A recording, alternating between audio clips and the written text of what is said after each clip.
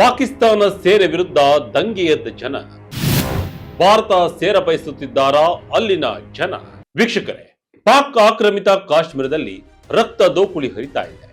ಪಾಕಿಸ್ತಾನ ಸೇನೆಯನ್ನೇ ಜನರು ಅಟ್ಟಾಡಿಸಿಕೊಂಡು ಹೊಡಿತಾ ಇದ್ದಾರೆ.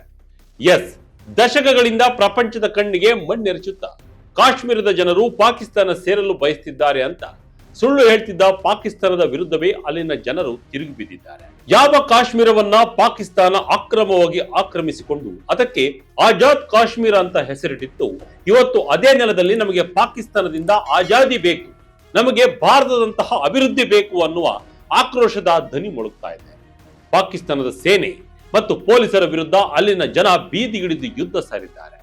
ಈ ಘರ್ಷಣೆಯಲ್ಲಿ ಸುಮಾರು 27ಕ್ಕೂ ಮಂದಿ ಹೆಚ್ಚು ಸಾವನ್ನಪ್ಪಿದ್ದಾರೆ, ಹಲವರು ಗಾಯಗೊಂಡಿದ್ದಾರೆ. ಪರಿಸ್ಥಿತಿ ಸಂಪೂರ್ಣ ಕೈಮೀರಿ ಹೋಗಿದೆ. ಹಾಗಾದ್ರೆ ಪಾಕ್ ಆಕ್ರಮಿತ ಕಾಶ್ಮೀರದಲ್ಲಿ ಏನಾಗ್ತಾ ಇದೆ? ಜನ ಪಾಕ್ ವಿರುದ್ಧವೇ ದಂಗೆ ಎದ್ದಿದ್ದು ಯಾಕೆ?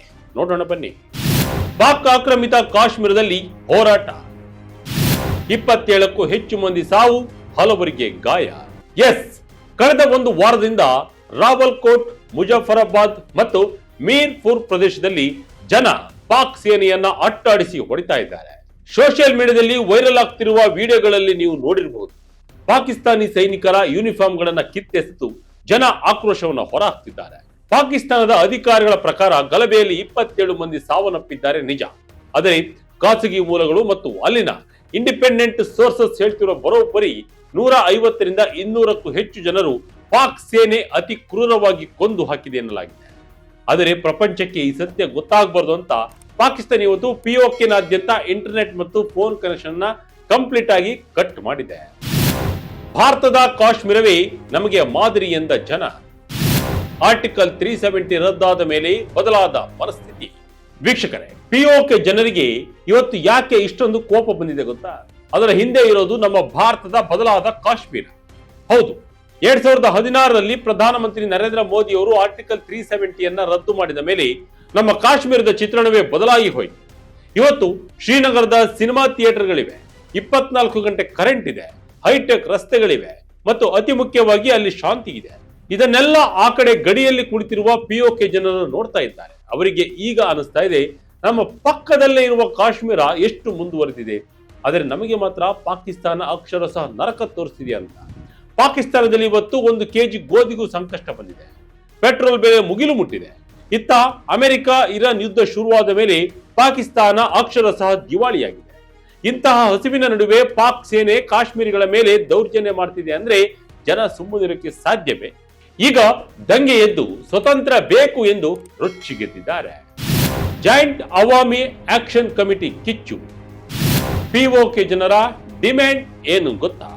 ಈ ಹೋರಾಟವನ್ನ ಮುನ್ನಡೆಸುತ್ತಿರೋದು ಜಾಯಿಂಟ್ ಅವಾಮಿ ಆಕ್ಷನ್ ಕಮಿಟಿ ಎನ್ನುವ ಒಂದು ಬಲಿಷ್ಠ ಒಕ್ಕೂಟ.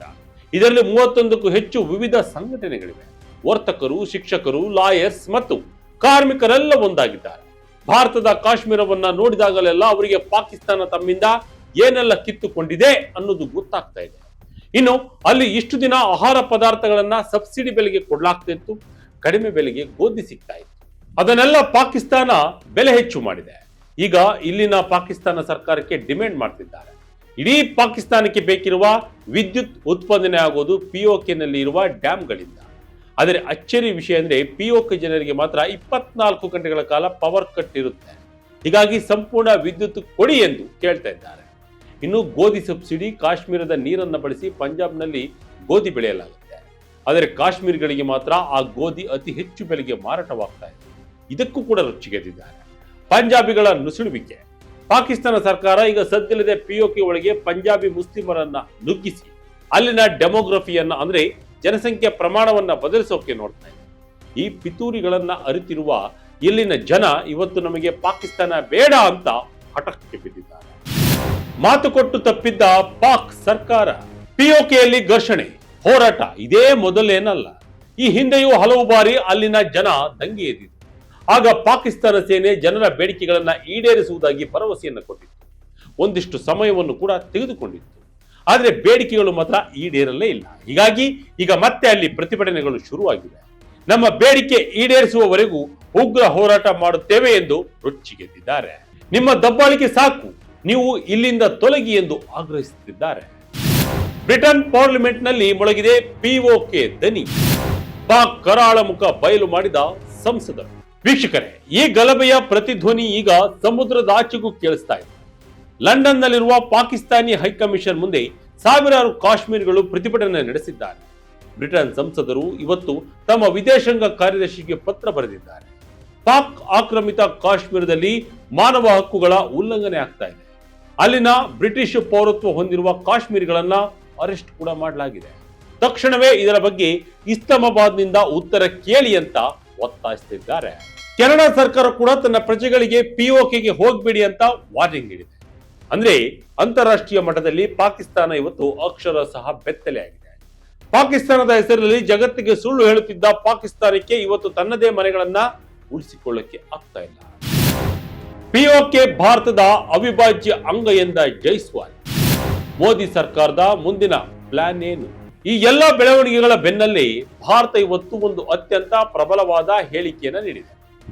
ವಿದೇಶಾಂಗ ಇಲಾಖೆಯ ವಕ್ತಾರ ರಣಧೀರ್ ಜೈಸ್ವಾಲ್ ರವರು ಪಾಕಿಸ್ತಾನದ ವಿರುದ್ಧ ಕಿಡಿಕಾರಿದ್ದಾರೆ. ಜಮ್ಮು ಮತ್ತು ಕಾಶ್ಮೀರ ಮತ್ತು ಲಡಾಖ್ ಹೇಗೆ ಭಾರತದ ಮಣ್ಣು, ಇವತ್ತು ಪಾಕಿಸ್ತಾನ ಅಕ್ರಮವಾಗಿ ಇಟ್ಟುಕೊಂಡಿರುವ ಆ ಪಿಒಕೆ ಕೂಡ ಭಾರತದ ಅವಿಭಾಜ್ಯ ಭಾಗವೇ. ಅಲ್ಲಿನ ಜನರ ಮೇಲೆ ಪಾಕ್ ಸೇನೆ ನಡೆಸಿರುವ ದೌರ್ಜನ್ಯವನ್ನ ನಾವು ಸಹಿಸಲ್ಲ ಅಂತ ಜೈಸ್ವಾಲ್ ಗುಡುಗಿದ್ದಾರೆ. ವೀಕ್ಷಕರಿಗೆ ಗಮನಿಸಿ, ಇವತ್ತು ಪಿಒಕೆ ಜನರು ಭಾರತದ ಬಾವುಟ ಹಿಡಿದು ಮೆರವಣಿಗೆ ಮಾಡ್ತಿದ್ದಾರೆ ಅಂದ್ರೆ ಅವರಿಗೆ ಭಾರತದ ಮೇಲೆ ಅದೆಂತಹ ವಿಶ್ವಾಸ ಇರಬೇಕು. ಪಿಒಕೆ ಜನರು ಭಾರತದ ಸಾರ್ವಭೌಮತ್ವದ ಅಡಿಯಲ್ಲಿ ಗೌರವಯುತವಾದ ಬದುಕು ಕಟ್ಟಿಕೊಳ್ಳಲು ಕಾತುರರಾಗಿದ್ದಾರೆ. ಪಾಕಿಸ್ತಾನದ ಪ್ರೊಪಗಾಂಡಾ ಪುಡಿ ಪುಡಿ. ಎಸ್ ವೀಕ್ಷಕರೇ, ಪಾಕಿಸ್ತಾನ ಇಷ್ಟು ದಿನ ಮಾಡುತ್ತಿದ್ದ ಆ ಸುಳ್ಳು ಪ್ರಚಾರಕ್ಕೆ ಇವತ್ತು ಎಂಡ್ ಕಾರ್ಡ್ ಬಿದ್ದಿದೆ. ಕಾಶ್ಮೀರದಲ್ಲಿ ಇರುವುದು ಮುಸ್ಲಿಮರು, ಹೀಗಾಗಿ ಅವರು ಪಾಕಿಸ್ತಾನವನ್ನ ಸೇರಲು ಬಯಸುತ್ತಿದ್ದಾರೆ ಅನ್ನೋ ಸುಳ್ಳು ಪ್ರಚಾರಗಳು, ಇವೆಲ್ಲವುಗಳಿಗೂ ಈಗ ಒಂದು ಬ್ರೇಕ್ ಬೀಳ್ತಾ ಇದೆ. ಅಲ್ಲಿ ಪಾಕಿಸ್ತಾನದ ಸೇನೆ ಮತ್ತು ಸರ್ಕಾರದ ವಿರುದ್ಧ ಜನ ನಡೆಸುತ್ತಿರುವ ಪ್ರತಿಭಟನೆಗಳು ಇನ್ನಷ್ಟು ತೀವ್ರಗೊಳ್ಳುವ ಸಾಧ್ಯತೆ ಇದೆ. ರಾವಲ್ ಕೋಟ್ ಆಸ್ಪತ್ರೆ ಬಳಿ ರೇಂಜರ್ಸ್ ಗುಂಡಿನ ದಾಳಿ ಮಾಡ್ತಿದ್ದಾರೆ. ಹಾಗೆ ಅಲ್ಲಿನ ನಾನಾ ಕಡೆಗಳಲ್ಲಿ ಪಾಕಿಸ್ತಾನದ ಸೇನೆಯನ್ನ ಜನ ಕೂಡ ಅಲ್ಲಿಂದ ಓಡಿಸುವ ಕೆಲಸವನ್ನ ಮಾಡ್ತಾ ಇದ್ದಾರೆ. ಮಾತುಕತೆಯ ಮೂಲಕ ಪಾಕಿಸ್ತಾನ ಇದನ್ನ ಬಗೆಹರಿಸುತ್ತಿದ್ದರೆ ಈ ಹೋರಾಟ ಇನ್ನಷ್ಟು ಉಗ್ರ ರೂಪ ಪಡೆದುಕೊಳ್ಳುವಲ್ಲಿ ಯಾವುದೇ ಅನುಮಾನವಿಲ್ಲ.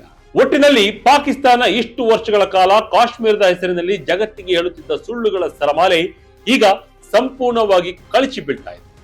ತನ್ನದೇ ನೆಲದ ಜನರ ಹಸಿವು, ಬಡತನ ಮತ್ತು ಮೂಲಭೂತ ಹಕ್ಕುಗಳನ್ನ ನಿರ್ಲಕ್ಷಿಸಿ ದೌರ್ಜನ್ಯ ನಡೆಸುತ್ತಿರುವ ಪಾಕಿಸ್ತಾನಿ ಸೇನೆಗೆ ಇವತ್ತು ಅಲ್ಲಿನ ಜನರೇ ತಕ್ಕ ಪಾಠವನ್ನು ಕಲಿಸ್ತಾ ಇದ್ದಾರೆ. ಭಾರತದ ಕಾಶ್ಮೀರದಲ್ಲಿ ನಡೆಯುತ್ತಿರುವ ಅಭಿವೃದ್ಧಿ, ಶಾಂತಿ ಮತ್ತು ಸಮೃದ್ಧಿಯನ್ನ ಕಂಡು ಪ್ರಭಾವಿತರಾಗಿರುವ ಪಿಒಕೆ ನಿವಾಸಿಗಳು ಇವತ್ತು ತಮಗೆ ಪಾಕಿಸ್ತಾನದ ನರಕದ ಬದುಕು ಬೇಡ, ಭಾರತದಂತಹ ಘನತೆಯುಳ್ಳ ಜೀವನ ಬೇಕು ಎಂದು ರೊಚ್ಚಿಗೆದ್ದು ಬೀದಿಗಿಳಿದಿದ್ದಾರೆ. ಅಂತಾರಾಷ್ಟ್ರೀಯ ಮಟ್ಟದಲ್ಲಿ ಇದು ಪಾಕಿಸ್ತಾನದ ಅಸಲಿ ಮುಖವಾಡ ಕಳಚಿ ಬಿದ್ದಿದ್ದು, ಇತ್ತ ಭಾರತ ಕೂಡ ಪಿಒಕೆ ನಮ್ಮ ಅವಿಭಾಜ್ಯ ಅಂಗ ಅಂತ ಗುಡುಗುವ ಮೂಲಕ ಅಲ್ಲಿನ ಶೋಷಿತ ಜನರಲ್ಲಿ ಹೊಸ ಆಶಾ ಕಿರಣವನ್ನ ಮೂಡಿಸಿದೆ. ಮುಂದೇನಾಗುತ್ತೆ ಎಂಬುದನ್ನು ಕಾದ್ ನೋಡೋಣ. ಇದಾಗಿತ್ತು ಈ ಕ್ಷಣದ ಅಪ್ಡೇಟ್. ಇದೇ ರೀತಿ ಅಪ್ಡೇಟ್ಗಾಗಿ Vijaya Karnataka website, YouTube page, Facebook page follow ಮಾಡ್ತಾ ಇರಿ. ಧನ್ಯವಾದಗಳು.